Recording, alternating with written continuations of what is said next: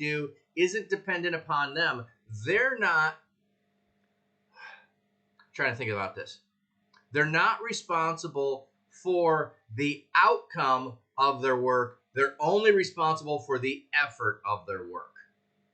Let me say that again. They're only responsible for the effort of their work. They're not responsible for the outcome of their work. So let me put it this way. Any of these Christian streamers that you see who are online, who believe, and it doesn't matter if they're Twitch or anywhere else, but they believe God's called them and they're called to do something and they're faithfully doing it, whatever it is, if it's playing the ukulele, if it's reading the Bible, if it's playing video games, and then sharing the gospel while they're doing it, whatever they've been called to do, whatever they feel they've been led to do, it's about their faithfulness to do what they've been called to do, not about the number of people that are actually blessed by them, not about whether or not they've got mods in their stream, not about whether or not they've got, 10 viewers, 20 viewers, 100 viewers, 1,000 viewers. That's not the gauge of it. It's, are you there on the regular schedule that you've set, and you're faithfully doing what you've been called to do. So I'm trying to make an application of what this is implying there. The outcome's not dependent upon you. The effort is dependent upon you. Focus on your effort. Focus on the input, not on the output. So hopefully that makes sense to you. Hopefully. Okay, so we're getting into woes.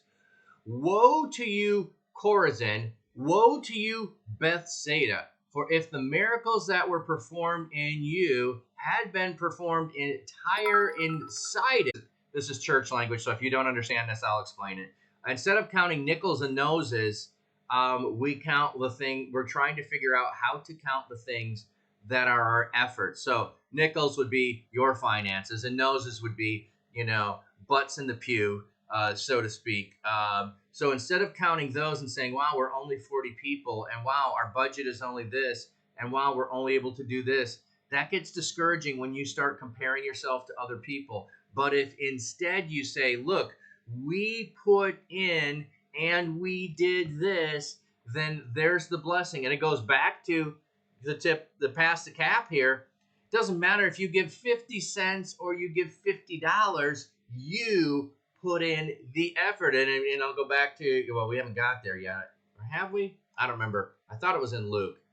Maybe it's in one of the other Gospels too, which we would have covered then. But of the giving of the widow who gives 2 mites, which is like all that she has to live on, and the guy that gives out of abundance who makes a big production of it, but he doesn't make any sacrifice. Yeah, so, yeah, all about the input and let God deal with the output. That's what he's trying to teach them here, and that's the lesson that we can take away. So, and then there's some woes here.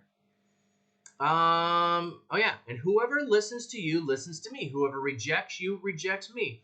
But whoever rejects me rejects him who sent me. Okay, so this is again another statement of, hey, don't worry about the outcome.